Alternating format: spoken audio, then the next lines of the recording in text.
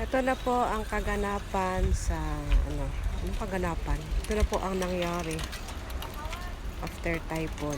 Ganito na po sa Haitien. Yan. Yan. Yung dating ang ganda, ngayon, napaliburan na ng ganun na. Eh, piyatong, ma. Ayan, halos ganun na.